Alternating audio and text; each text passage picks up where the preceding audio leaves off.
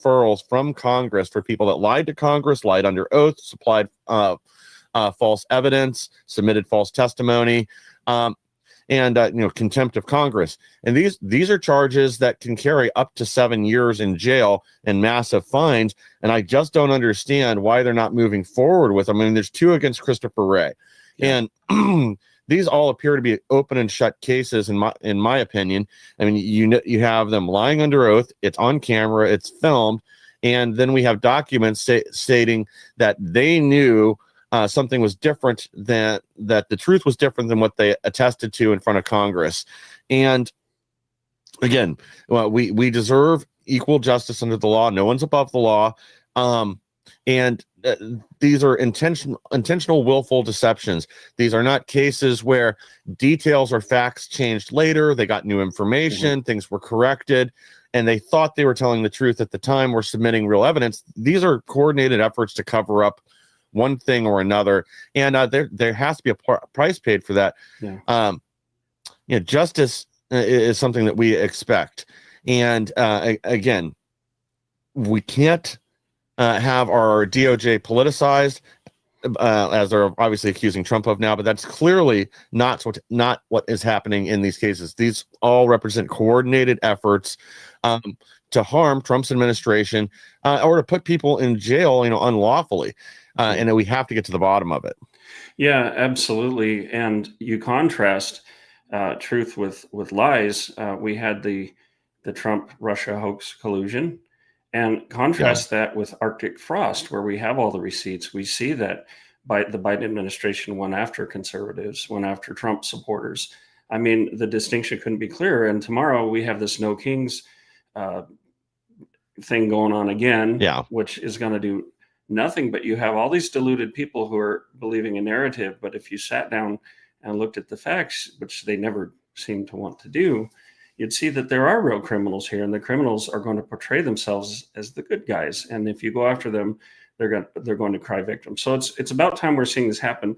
I heard something in DC, by the way, while I was there, and I can't confirm it, but someone said that basically Donald Trump realized that the statute of limitations for Comey was coming up quickly, and people were mystified because Trump posted on X, "Hey, Bondi hasn't gotten on this, seemed critical." And then, a day or two later, he posted, "Bondi's doing a great job." People said, "What's behind that?" Well, the story I got was that he only found out that this was days away from the statute of limitations for Comey, got upset about it, and then Bondi took care of it, and he praised her for it. Whether or not that's the way it went down, I don't know. But I will say this, Michael, one thing I do know is that DOJ is understaffed right now. Not only understaffed on lawyers, because a lot of them left when Trump came in, but some of the ones they have left are obstructionists. They're Democrat plants. And so they're having a heck of a time. They're understaffed, they're undermanned, they're under a lot of pressure. So what Sam Sorbo and I are trying to do with Parents Demanding Justice Alliance and others that I'm talking to, we're trying to get justice for all the rest of us as well, all of us who've been attacked. And we're trying to come alongside the administration and say, let us help, bring us in on this.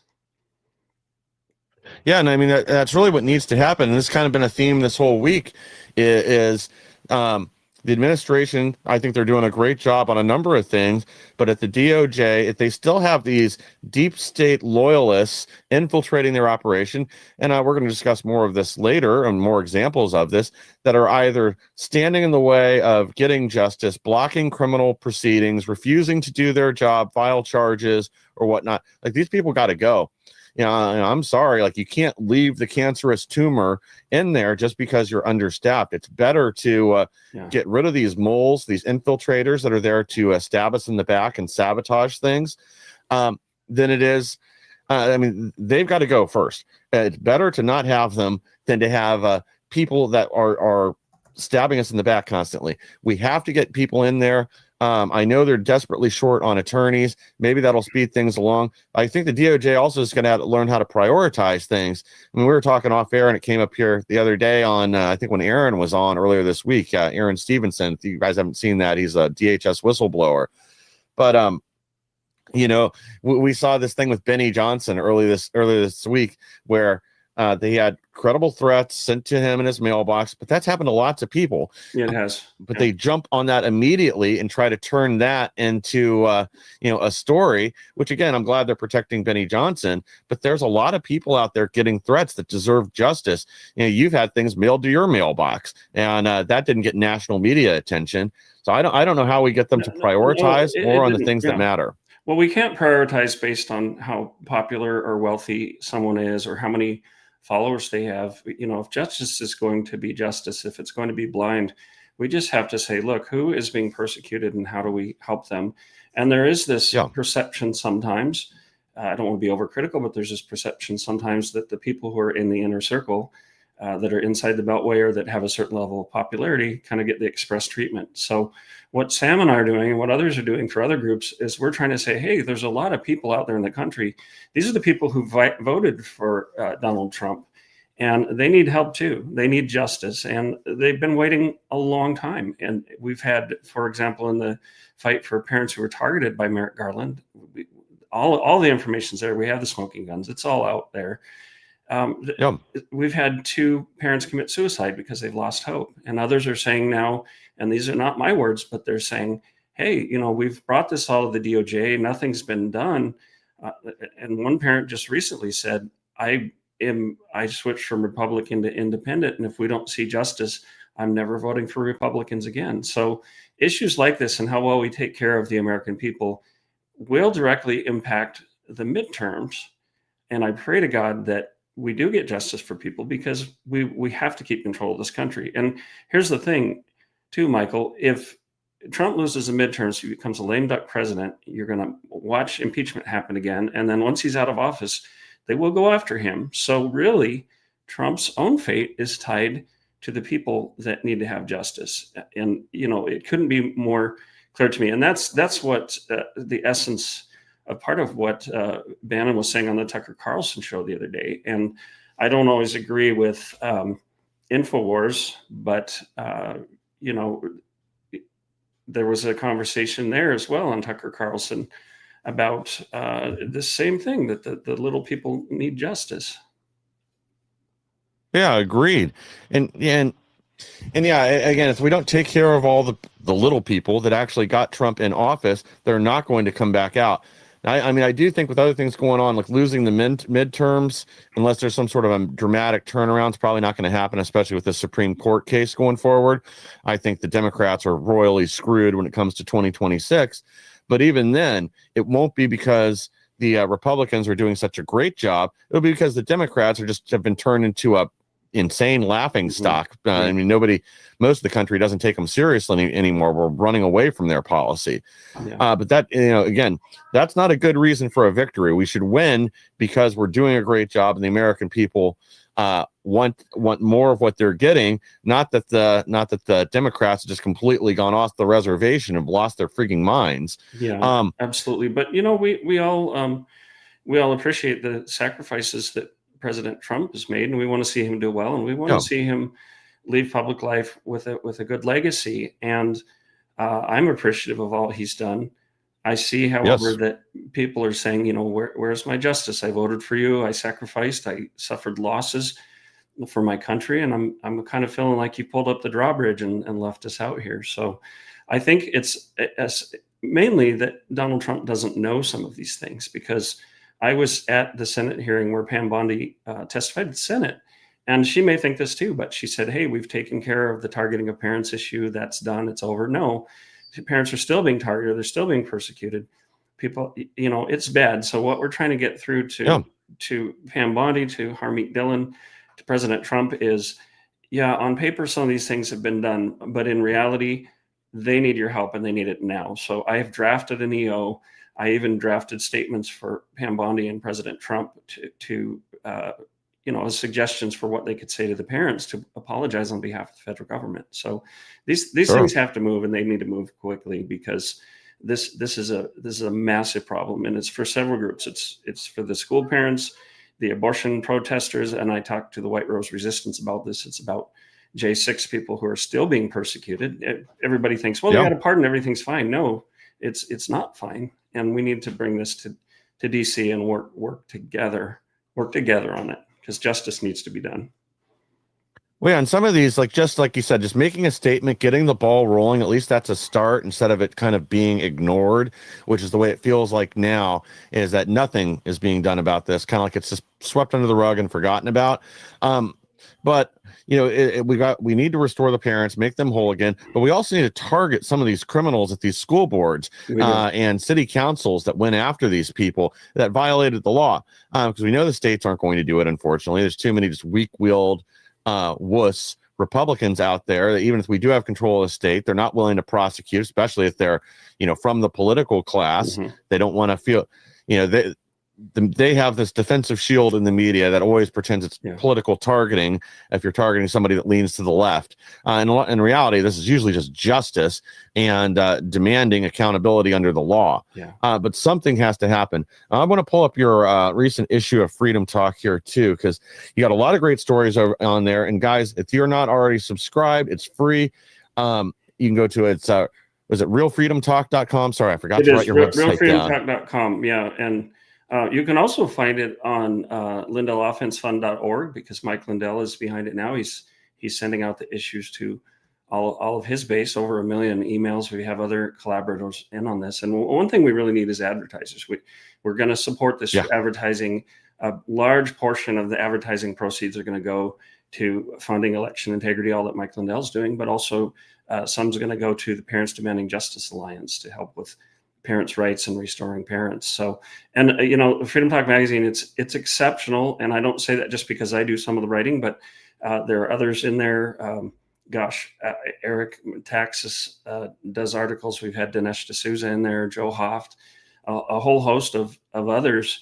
And Sam Sorbo, of course, does some great articles. But Freedom Talk Magazine isn't just reporting the news. It's giving you insights into why things are happening and what we need to do about it. And what's behind the transgenderism movement? What's behind the political violence? Where did this come from?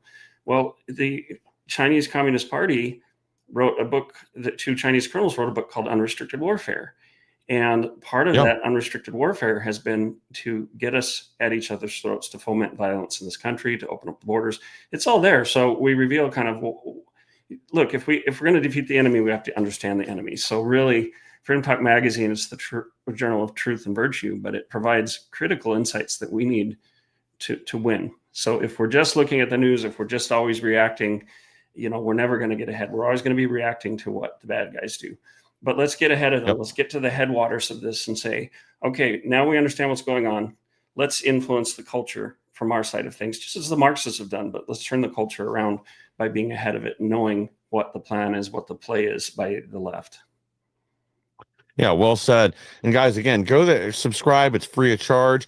You'll learn a lot. You're going to get articles, inside information.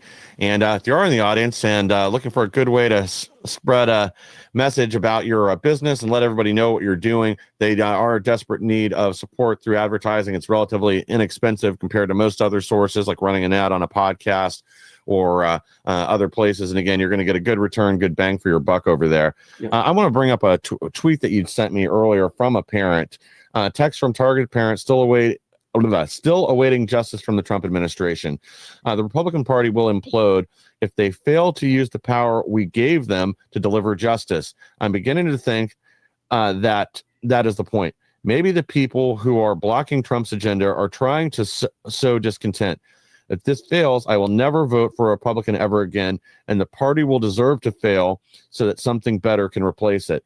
This is something that, again, we've been beating the drum on this for a while. I think during the first couple of months of Trump's administration, people were willing to wait, give them some time to get organized, get involved. But this has kind of been, unfortunately, the ongoing message. And I can't help but wonder, too, when we see things trickle out, like early this last summer, when we heard, okay, well, June and July, we'll finally see some arrests. They're finally going to be moving forward on some of these prosecutions. That obviously didn't happen. Then much more recently, they finally began filing a few charges. But I mean, even there, we've only seen 3. But it isn't just. I mean, I think that's the main driving factor is people are very concerned that we are not going to see prosecutions. That's exactly what we voted for. People are also concerned, deportations are not happening as fast as a lot of us would like. Personally, I'm I'm glad they were targeting the criminal illegal aliens first. They were waiting for funding. That's what we were told. It's time for the mass deportations to start. That's what we voted for. A lot of these things. This unrestrained illegal immigration is a weapon of war. You can see that right in unrestricted warfare. The CCP has planned all of this. They have people embedded here. We could go off on a tangent on that, but look in the October issue because I talk about more of that. But this text is from a school dad who came to our July 15th hearing on Capitol Hill and returned to face just incredible retribution, where they're trying very, very hard to disbar him. He's a business lawyer. They're trying to destroy his life. And prosecution aside, he would like for the DOJ to send them a letter basically saying, we're investigating this. You're subject to a probe, to get them to back off, because his entire family is incredibly stressed. I know what it's like to lose your livelihood. And yet we haven't gotten that letter. I only just recently got him even acknowledged. And he's been working on this for a year. He started filing complaints with DOJ and DOE. So, and they can say, well, it's a shutdown. And I know that is a factor, but our people in the DOJ need to look at these parents, understand what they're going through, and realize that this is urgent for them. This is literally a life and death matter. This is people just hanging on. And it doesn't help when they look online, they look at social media and see parties, government shutdown parties and people going to fancy events and propping up their friends because they feel like, again, this is how one parent put it the other day. He said, feels like they've closed up the drawbridge on all of us and we're just out here in the cold. I'd like to help change that. I want to look at this in a positive way. And I went for Sam Sorbo and I just sit down with President Trump and brief him and let him know, no, this hasn't gone away. This has gotten worse for parents. And interestingly enough, in that Senate hearing that I attended, Senator Josh Hawley had some fantastic comments because he gets it. And he refuted the idea that, this is all taken care of. Yeah, when in reality it hasn't, because here's another tweet from you. October 4th marks 4 years since the Garland memo when the DOJ weaponized the Patriot Act to brand parents domestic terrorists. So it's been 4 years. Nothing's been done about this. You guys are still suffering the repercussions of this. The message has been sent that they're not going to do anything about it. And I think that's why some of these parents, like the gentleman you just mentioned, are still under attack, because the left still thinks that they are immune to prosecution. Even at this lower level here, on the local level, on the ground, they think nothing's going to happen. And until they do think something's going to happen, they are going to pay for their crimes. I mean, it's just like Antifa right now. It's what we're going to get into here shortly is they essentially think they're immune. Now, they are supposedly starting to investigate funding sources. We may see some tax exempt statuses dropped, 501c3s rescinded, and going after some of these NGOs. But the approach needs to be bottom down, or bottom up and top down at the same time. We have to go after their funding, but the people on the ground are still being sent the message that it's okay. Well, we talked about the other day, them dropping charges on this WGN producer that was caught on camera throwing rocks at ICE officials, and then they drop the charges. It happens all the time. Even when they do round up these little Antifa terrorists that are literally assaulting federal law enforcement officers, they won't stick with the charges. Now, occasionally they do it. That rises, high enough on the scale, and we'll get into one story like that here later. But this is the message that's being sent: is what happened before. We don't have time for that anymore. We've moved on to other things. But in reality, again, people need justice for what happened over the last 4 years. And if that doesn't happen, they are going to lose a significant chunk of their base, despite the other good things they are accomplishing. Yeah. And you can see on here, Roger Stone went and talked to President Trump on behalf of these parents. Brian Glenn over at Real America's Voice has gone to press conferences and asked about it. I was on John Solomon's show this last weekend. John Solomon has talked to President Trump about it. So we have allies who are trying to get this through. And with some of the others like Pam Bondi, Harmeet Dillon, I'm trying to figure out, are they just too swamped? Are they putting the parents off? But what I'm trying to do is be an ally to them and say, look, you got to start doing something for these parents, because I can only tell them so long to hold off, and somebody's going to do something for you. And barring that, if some things don't start to happen, they'll start showing up at the White House. They'll start showing up with signs. They'll be going on shows. I don't want to see that. I don't think any of us wants to see that. We love President Trump. We think he should know what's really going on. I think, and I'm working on getting a hold of Josh Hawley, Senator Hawley, because I think Senator Hawley understands, because he said something along the lines of, these parents were attacked. They had no idea what to do. They didn't have the funds for legal help. They were just trying to survive. And, for Pam Bondi to get up and say, well, this is all over and done with, she either doesn't know or she's putting people aside, because the suffering continues. And I can bring any number of cases forward. Go to realfreedomtalk.com and look at the Parents Demanding Justice Alliance page and look at the dossier that we put together. And this is just some of the parents. I can't even keep up with the new requests that are coming in. Yeah. Well, I've got a clip you sent over from this interview with John Solomon. So let's go ahead and run part of this here real quick. The federal government attacked my family because we stood up for school children. We saw the terrible things that were being done to children. We had a coffee shop in Tucson, Arizona at the time. So we had a lot of people come in and tell us their story. So I was sentenced to 100 days in jail and $10,000 in fines for speaking. Wow. A thought crime. And I think if people maybe would excuse this away, unfortunately, in a deep, deep blue state, this is Arizona. It's a swing state. Sure. Yeah. And we have parents, we put together a dossier of parents all over the country. And most, yes, are Republicans, but we have Democrats and progressives. And what was done to parents was to take away their rights and to criminalize them. Merrick Garland, as you know, created this memo October 4th of 2021 calling parents domestic terrorists and mobilizing FBI resources under the Patriot Act. So it's very egregious what they did to parents. It is. How they treated you like you're a terrorist. All right. So you didn't make any threats. You didn't act violently. You just simply advocated for your child, right? Yes. And for 100 days in jail. Yeah. And the most important thing, though, is that I advocated for everyone's children because I had a voice. We had a public place. So the other two dads who sat in the same office meeting with me, they got $250 fines. I think they call that class of one legally, where they penalize someone because they don't like them. They didn't like me because I had a voice. Unbelievable. So did you put up signs at your business that said, we're not going to serve you if you don't believe like we do? I mean, what was so egregious about what you said? Absolutely not. Well, I was actually arrested twice. The first time was because we were supposedly out of compliance, even though we had passed every COVID inspection. Mm-hmm. So the whole thing was a setup. And from that point forward, they started watching me. And then people saw that stand that I took because I was publicly arrested on television, again, for speaking at a Board of Supervisors meeting. So people started coming and saying, hey, can you help us with this? Can you help us with that? So no, we welcomed everyone. I have a scientific background. I had my opinion on masks and everything else, but we wanted everyone who were customers to feel comfortable. So no, we absolutely didn't have any signs like that. We weren't overtly political, but we were targeted politically. Mm-hmm. I think that really sums it up right there. And again, this is the problem. This is what needs to be addressed, and then things need to happen so this can't happen again, is using that politicized power of government, exactly what they're accusing the Trump administration of right now. That's what happened to you, is local government was weaponized against you because they didn't like what you had to say. They're accusing Trump right now of weaponizing the DOJ, even though, again, we're investigating actual crimes that took place. The problem is now we're targeting the left, and it's not being the right is not being singled out and solely targeted anymore. And they were very sneaky and clever under Biden, how they did this, because they didn't federally indict any of these parents.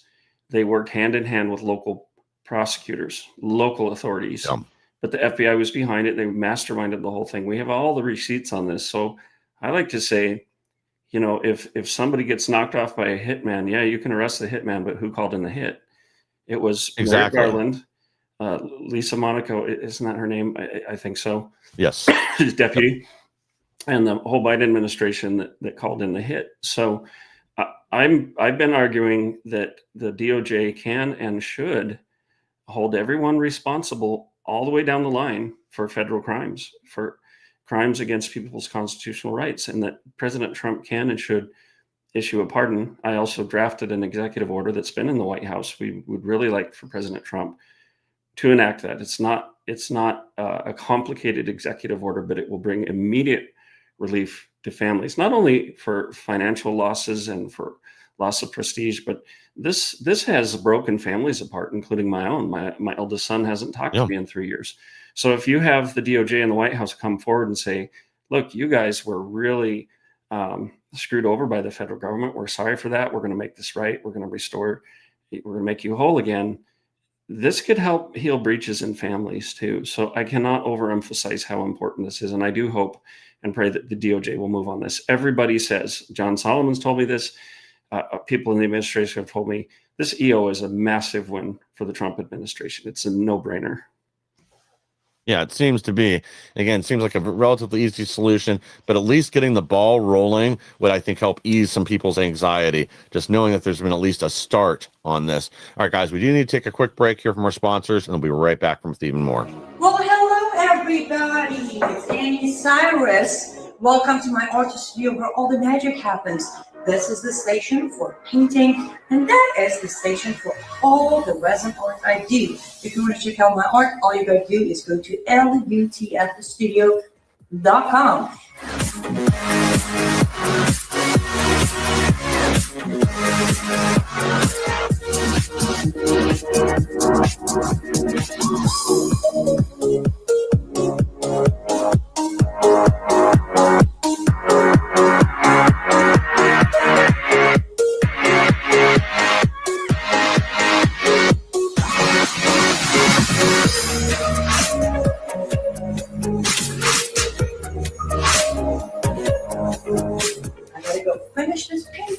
But I'm sure, or at least I hope, I'll see you at lutfstudio.com. Guys, thank you for staying with us. And again, the best way to support our program and all the great programs here on X America News by supporting our sponsors. You can do that by going to lutfstudio.com. Get yourself a unique, one-of-a-kind, handmade piece of art from Annie Cyrus. And right now, she's doing her Christmas sale, so you get 30% off normally from now till Christmas. But if you use code Insurrection, you'll get an additional 10% off or a savings of 40%. She has a ton of new items going up on there all the time, and she does take custom orders. So if you see a piece on there you really like, but maybe you don't like the color, it doesn't match your interior design, she'll get back to you quickly with what the cost will be and what the approximate timeline will be before that can be delivered. And right now you got plenty of time before Christmas, so get something now. Help support all the work she does, producing many of the shows that you see on here, including her own program, Live Up to Freedom. And you guys should also actually check out her Substack. It's liveuptofreedom.substack.com. You'll see great articles there, kind of a focus on Islam, the Middle East, what's happening there, but also a lot of what's happening here within our own country, whether that's Antifa, this funding and everything else.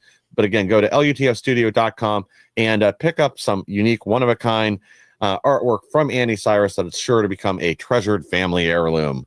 Yeah, all right. Annie's great, and I didn't tell you this, Michael, but I tried something new. I'm actually live streaming this out on to my platforms, so I'm actually doing a screen share from StreamYard. Hopefully, everybody can hear me.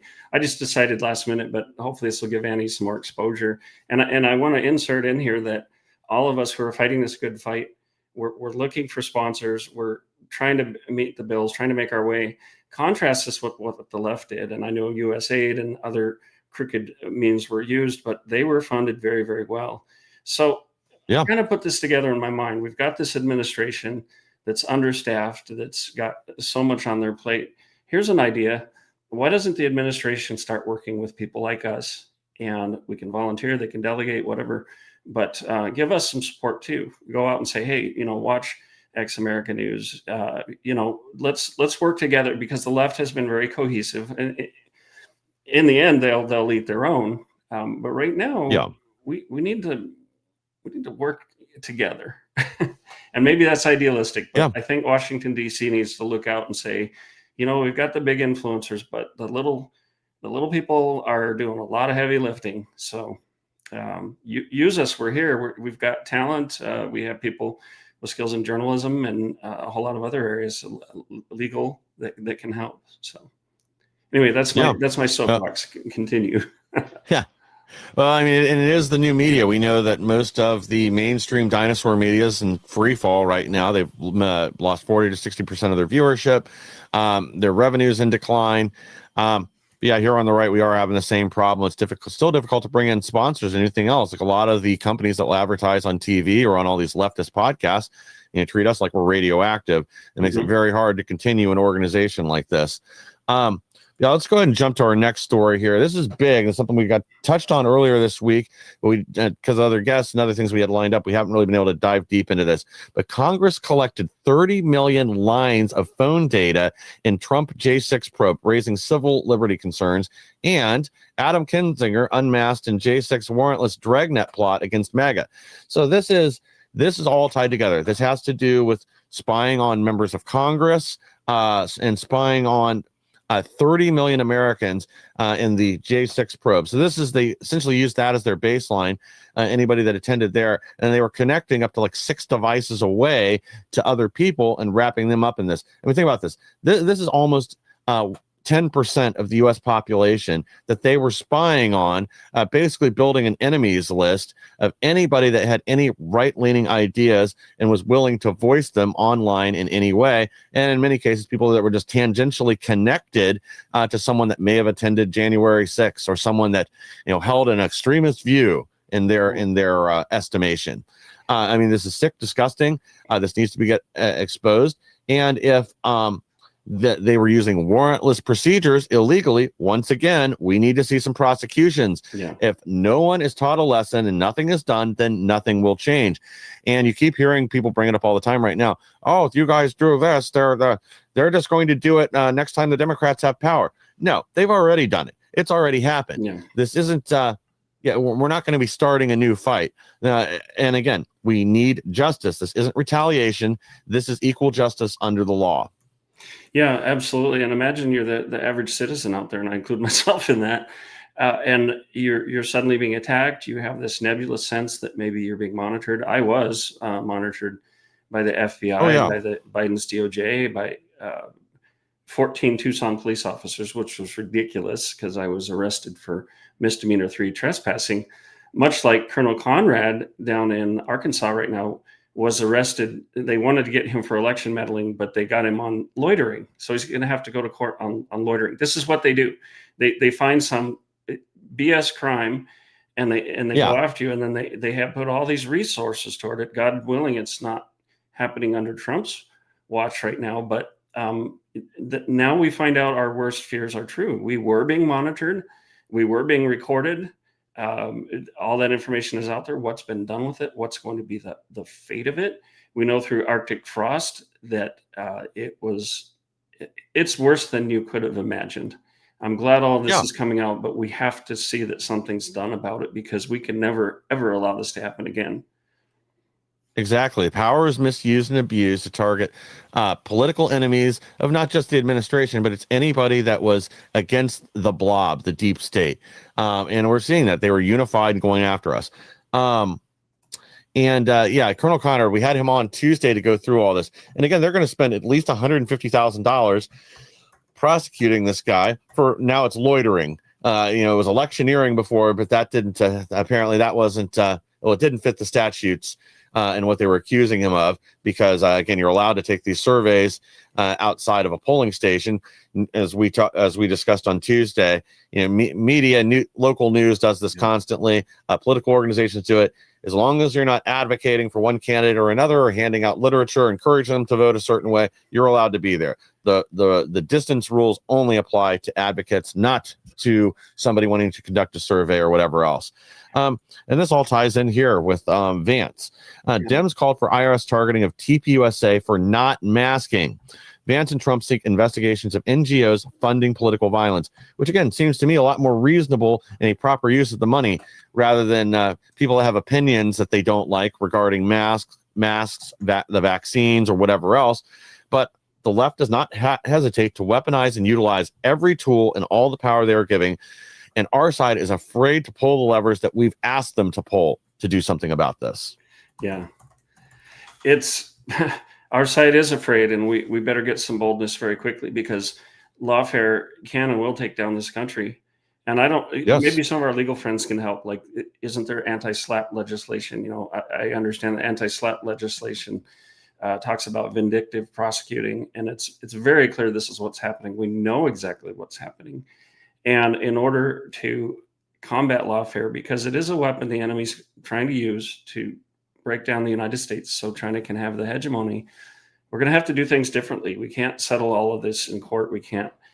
When the law is used as a weapon against the people, it no longer becomes law. It becomes a tool of tyranny. So we're going to, and I've written about this a lot. Go to realfreedomtalk.com and search for my articles, The Art of Defiance. And I use quotes from the founders and others going all the way back to Cicero in Rome, the foundations our government was built upon, to show that they all saw this coming, that you're in a huge amount of danger when the law of the land that's supposed to belong to the people, that's supposed to protect them from the king. You talk about no king's protests. Well, the left is acting like kings or oligarchs, using the law as a weapon. Back in Magna Carta in 1215, the people got together and said, hey, King John, you're oppressing us. You sign this document or we're going to lop off your head. And I'm not suggesting violence by any means, but a strict adherence to the written law is doubtless one of the duties of a good citizen, Thomas Jefferson said. But he said it's not the highest obligation. Preserving your life, liberty, and property is. There's a really great quote on that. So we have to take this seriously. This is like, I reached out to Colonel Conrad. I texted him. I said, can we do anything to help? He said, no, I'm fine. I didn't do anything wrong. I'll be fine. And I said, no, I didn't either. But they sentenced me to 100 days in jail and stole $10,000 out of my home sale. So you'd think that matters, but it really matters very little anymore, whether you actually did something wrong or not. So many people on our side are so good and we believe in truth and justice, but we don't realize, we don't understand the other side doesn't. And they're willing. No, they don't care. They're willing to not only break the rules, but make new rules that make it up as they go. Everyone's conscience to get what they want. And so, do we have to play by the rules? Yes, but there are ways to play by the rules that are different than what we're doing now. We can't be naive and think that we're going to beat lawfare through legal means alone. It's not going to work. No, and that's really the bottom line. A big part of the problem is that, they take up cases they know they are going to lose. Like, look at a lot of these rogue judges right now that keep filing injunctions to stop President Trump or temporary restraining orders. They know that they are going to lose when those cases move forward to a higher court, but they don't care because their objective is to slow things down and to generate headlines that they think are favorable to try to shape the narrative. And I do think in their case, it's now backfiring, blowing up in their face, especially when they continue to do this over and over again. Knowing good and well that a higher court is just going to slap them back. But that again, they are playing to win. They know they can help run out the clock on some of these things, make things very difficult, prevent Trump from deploying the National Guard to Chicago and Portland and other places. And their goal when they do this is to harm ICE agents. Make no mistake about it. When they have judges demanding they take down fencing, or judges saying, oh, well, you can deploy the National Guard out to Chicago, but they can't do anything once they get there. Well, yeah. Right now. I can't hear you. Oh, yeah, no, I paused because I jumped in. Oh, okay, yeah.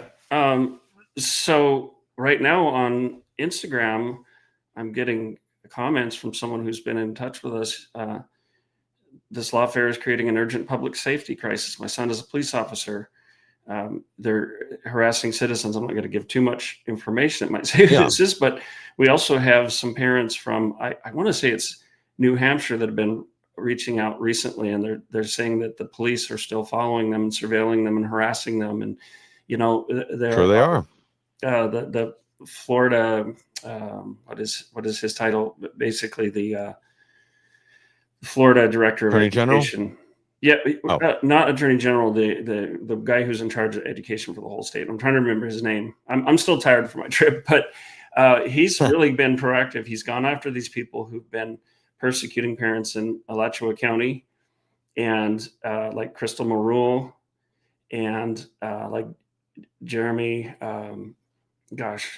Jeremy's going to kill me. I know his last name. I'm just thinking of too much at once. But these parents who've gone to these school board meetings and just been treated atrociously. And you can look up some of those stories. You can find them on realfreedomtalk.com. But this is still going on. And if we don't get justice, then it's going to embolden them and it's going to get worse. So Yeah. Jeremy Klepper. Sorry, Jeremy.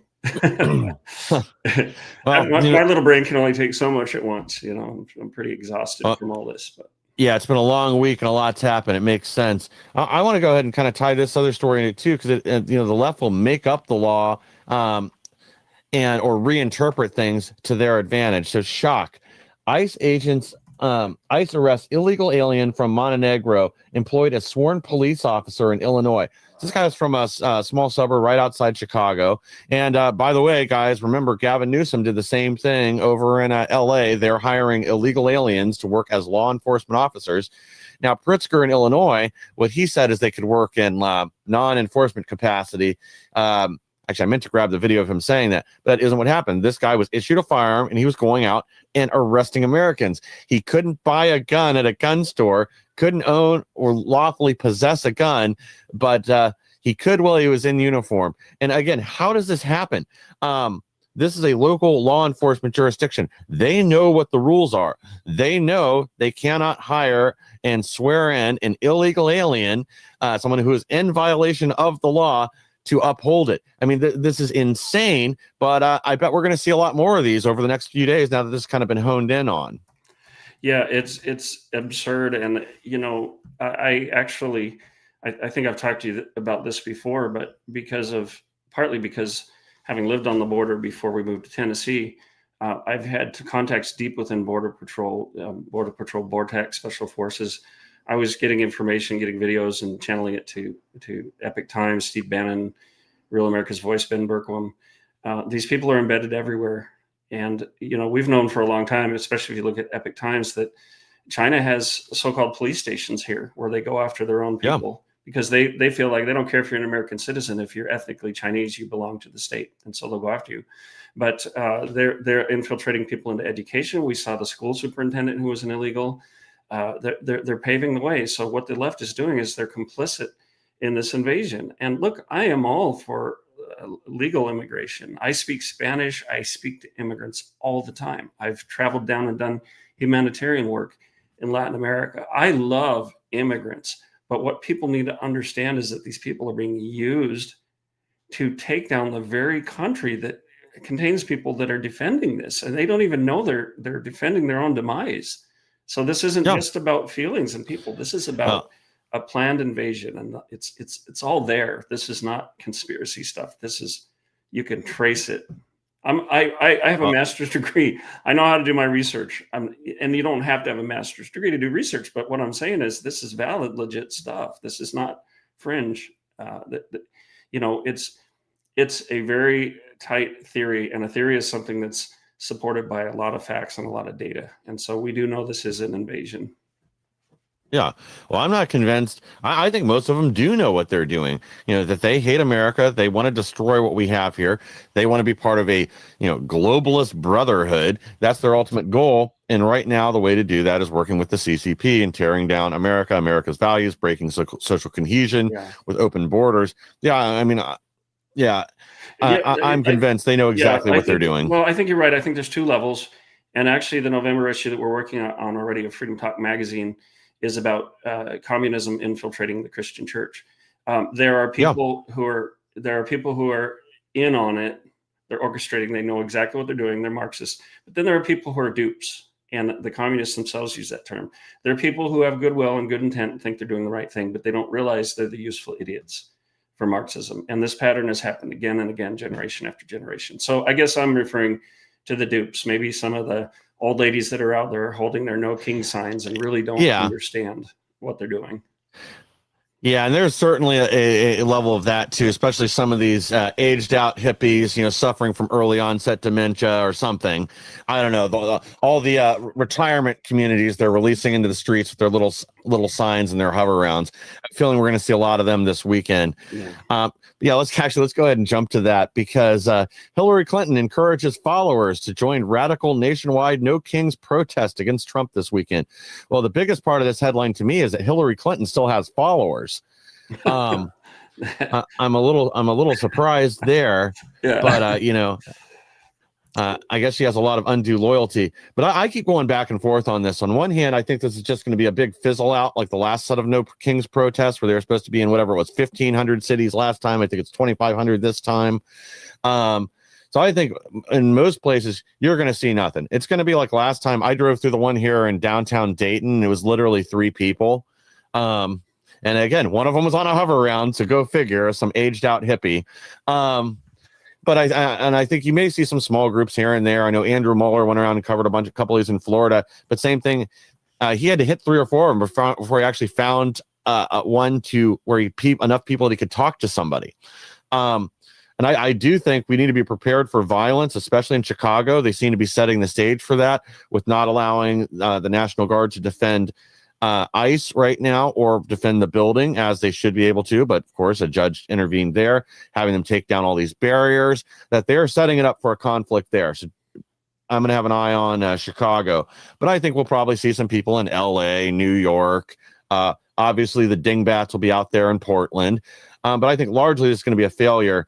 But my big concern is we might see some extreme violence happen in a few locations across the country. Yeah, and I can't help it, but anytime I see a picture of Hillary Clinton being trotted out there, the word hag comes to mind, H-A-G. She's terrible. Yeah, we definitely dodged a bullet. She's awful. She's tied to Saul Alinsky, who wrote Rules for Radicals. She's a dyed-in-the-wool Marxist communist. And she needs to be in prison at best, is all I'm going to say to that. But, unfortunately, I think the best thing we can do for these just narcissistic leftists who think everybody should cater to their feelings is ignore them. Stop giving them coverage, laugh at them, put things in the news that matter. Let's talk about the things that Freedom Talk Magazine is talking about. It's the Journal of Truth and Virtue. Let's start putting truth out there, because what we're doing right now is we're amplifying their message every time. And, we do the liberal tears things and poke fun at them and do memes, and all of that's fine. But what we're doing is we're keeping their voice alive. The best thing to do for a bratty kid is to ignore his hijinks, because he keeps disrupting the class, right? Well, eventually you send them to the principal's office or you suspend them. But the last thing you want to do is give them that attention and keep putting them in the spotlight. They love it. You're in media, I'm in media. We know that any publicity is good publicity. It can be negative, but you can use that. I've done a lot of PR. You can use negative publicity and turn it around. The left is masterful at that. And recently we've had these memos or these texts coming out from these young conservatives, and people are all in a flurry about that. And yeah, we do need to look at some of those and say, yeah, that was very inappropriate. But if we're acting like that's the worst thing that's ever happened, the left has done much, much worse. Young people have dumb ideas. They say dumb things. We get that. We can deal with that. But and most of these are jokes. Clearly, but that's part of the problem is the left's humorless. If you say anything that mocks one of their protected classes, then suddenly you're evil. And yeah, a few of these were inappropriate, but most of this, these are things I say all the time, making fun of the left, calling them gay, whatever. And they're just humorless. But yeah, they act like this is the big outrage when you got Jay Jones over there, who's still no one will. Yeah, in Virginia, no one will denounce him. He's still on stage. I guess he did get asked about it in some debate last night. I haven't had a chance to read up on it yet. He got put on the spot there. But literally calling for the death of Republicans and their children, and laughing all the way to the bank because the media gives it zero attention. They ignore the story, but then they'll highlight something like this with something people that have no power. They're just young political people getting involved. And again, 98% of this is clearly jokes. Yeah, there's a few probably inappropriate things that were said, but most of this, it's making fun of them. That's the real problem with it, is they see that, in our private conversations, we think these people are idiots, that we call them out for what they are, just being freaks, losers, dingbats, that don't know what they're doing. And that's why it really hurts them. And it's also pointing out some obvious truths, as humor does. I want to pull up here one more story, and then I got a good one to end on. There's another one that's making the left angry all over the world. Trump admin will not comply with UN carbon tax and global shipping. They were hoping to bankroll all their little operations through the UN, continuing to spread Marxism around the world. A lot of this money would have gone to programs overseen by China. It's the World Health Organization, the World Economic Forum. This global warming scam needs to be put to bed once and for all. I mean, these green activists, again, and none of us want dirty air and water, but the problem is their track record of calling different things, whether it's acid rain, global warming, global cooling, next ice age, CFCs, whatever. I guess CFCs is the one they maybe got a little bit on, but otherwise they are wrong constantly, and there's zero accountability. The world was supposed to end in 2012, 2020, according to Al Gore, Greta Thunberg, and others. There's zero accountability. This is just fear mongering to line their pockets. Yeah, it is. And I actually, my master's degree is in environmental science and soil science, conservation, land restoration. So I know all about the carbon cycle. I've known for a long time that, yes, we do have an effect, but no, it's not nearly as bad as Little Greta would make you think. And why does the world listen to Little Greta? I have articles and shows on the Epic Times about this. There was a whole special report done with me talking about this issue. I've done shows with Alex Newman. If you want to go after carbon, look at China. I mean, they are the biggest producers there are. They pollute. They don't care. So yeah, it's taking advantage of the United States. And the system, the entire system of the Earth is tremendously buffered. That's why our planet has survived massive events like massive volcanic eruptions of multiple volcanoes, the melting of carbon deposits that were frozen at the bottom of the sea, and different things like that. So they're using science to extract money. They're using science for political means, and I don't appreciate, as a scientist. Yeah, I have a Master of Science degree. It means I've mastered my science. I don't appreciate the lies. We do have an effect, and we need to be careful, and we need to be managing properly. But the politicians are misusing science to create drama, and we've seen that their dire predictions have failed again and again, and they keep moving the fence and saying, oh no, it's not an ice age, it's global warming. Well, maybe it's not global warming, it's climate change. The they don't have the science down. They're wrong. Absolutely wrong. Well, I think they're straight up dishonest about it. I mean, we all saw the East Anglia emails where they were fudging the numbers so that it would continue to show warming even when it should have shown cooling on their little graphs and stuff. They've always been lying about this stuff from the very beginning, and they know it. Again, things like keeping the plastics out of the ocean that China and India are dumping in there and other things are reasonable. Again, nobody wants a dirty planet, but the rest of this is made up. This is really just control people by controlling their energy consumption. They want to keep the third world poor. They want to keep them in poverty. They want to keep themselves flying around the world in private jets. And they want all of us to be their little serfs underneath doing whatever they say. And this carbon tax is, again, just another way to line their pockets and take our money to spend on their pet projects, which, again, are going to fail and go nowhere. Well, I do want to end on a good note here, or another good note. So Christian revival sweeps the U.S. as data shows sharp rise in religious engagement. And this is something we've really seen amplified after Charlie Kirk was assassinated. That a lot of people started questioning what they were doing, especially on the left, when they saw these monsters come out celebrating, asking who's next, and they're still out there. We actually had another story we didn't get to today with another one of these little demons on the left out there begging for more murders. But yeah, this is good news. More of the country is turning to Christ. And again, this is a huge jump up just in the last few years. I think people see what the left has embraced, that they have embraced evil. They are moving to the right and they are returning to the churches. And this is more of what we need. Yeah, we certainly do. And, my pastor gave just a great message. I think it was last Sunday or the Sunday before.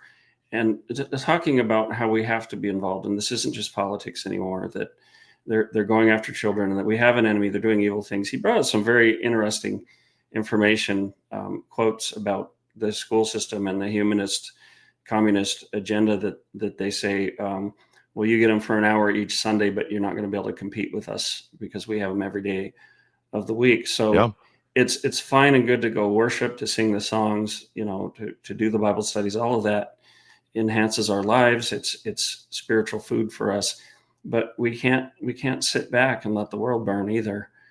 Dietrich Bonhoeffer got involved, and it cost him his life. And actually, Sam Sorbo just introduced me to James O'Keefe, and he says, my price is my life, which is great. And I texted him back and I said, my life is my offering. I agree with what you say, and it's very noble. For me, it's like, as a Christian, I have to be willing to put my life on the line in opposition to evil. And unfortunately, Christianity is not a gateway to happiness and prosperity in this life. It sometimes ends in martyrdom, such as in Charlie Kirk's case. So, beyond the emotional rush, beyond, I think revival is great, but it has to have substance behind it. We have to bring justice. That kind of brings us full circle. Like, our country has to bring justice to the little people, because I believe we've been given a second chance as a nation, and I don't believe we'll be given a third chance. So if our leadership fails to take care of the widows and orphans, so to speak, to the little people out there, I fear what may happen to this nation. We may fall into judgment and not get a third chance. Agreed. Well, Kelly, I want to thank you for joining us again today. Guys, make sure you guys sign up for Freedom Talk magazine out there. Again, it's free, won't cost you a dime. Gets you access to a lot of great articles. You'll see a lot of behind the scenes things too, and deep dives to a lot of the subjects we discuss on here every day. To our audience, thank you for joining. Please like, share, and subscribe. Help us to grow so we can bring more people the news the mainstream media doesn't want you to hear. We'll be back on Monday with even more. Thanks again, guys. Have a great weekend. Thank you, Michael.